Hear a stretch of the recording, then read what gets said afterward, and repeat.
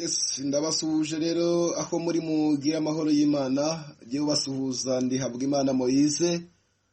Reka ndabakire muri studio z'Ururembo Rwera TV, dukomeje ikiganiro kuri kubyerekeye Imana. Hanyuma reka tudatinze dukomeze ikiganiro kuri kubyerekeye Imana. Ni ikiganiro mbashimira kuba mukurikira kandi mukunda. Ushobora kudukurikira kuri Facebook kugera no kwandikamo Ururembo Rwera, ushobora kudukurikira kuri Instagram no kuri Google no kuri Twitter, hose kugera no kwandikamo Ururembo Rwera TV 5. Hanyuma reka nkwakire mu kiganiro kuri kubyerekeye Imana. Tugeze ku gice cya 20 cy'ikiganiro ukuri kubyerekeye Imana. Bimeze bite? Aho muri nizere ko mwishimye. Rero igice cya 20 cy'ikiganiro kuri kubyerekeye Imana gifite umutwe cyangwa se insanganyamatsiko igira iti: ese waruzi imibare ikomeye Imana ikunda gukoresha? Ese waruzi imibare ikomeye Imana ikunda gukoresha? Reka duhere ku mubare 3.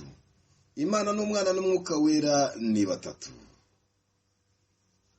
Yesu yavuye mu isi afite imyaka 33. Yesu yamaze iminsi 3 mu rupfu arazuka.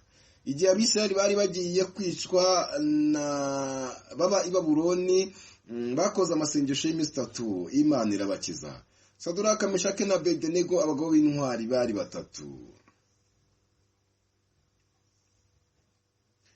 Ingabo Imana yakishije Abisirayeli ku bwa Gideyoni zari 300. Reka dukurikizeho umubare 7. Imana yaremye ibintu byose mu minsi 6, ku munsi wa 7 iraruhuka.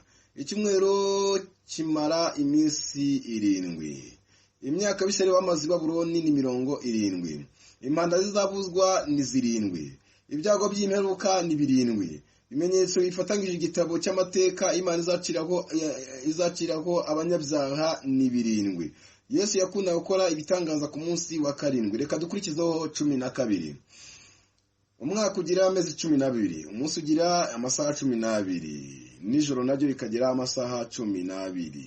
Yesu yabatijwe afite imyaka 12. Salomo yari afite intare 12. Dawidi yari afite abatware 12. Isiraheli yagizwe n'abacamanza 12. Intumwa za Yesu zari 12. Abatasi boherejwe na Mose gutata igihugu cy'i Kanani bari 12. Izuba rigoswe n'inyenyeri 12. Izuba n'ukwezi bizenguruka isi mu masaha 12 maze bigahagarara. Iyo mibare mvuze ni imibare yahawe umugisha nawe uyikoreyemo wizeye Imana, ushobora kubona umugisha. Ngaho gira amahoro y'Imana. Rero iki ni igice cyavugaga ku mibare ikomeye ikunda gukoreshwa. Hari n'ahandi henshi yagiye ikoreshwa.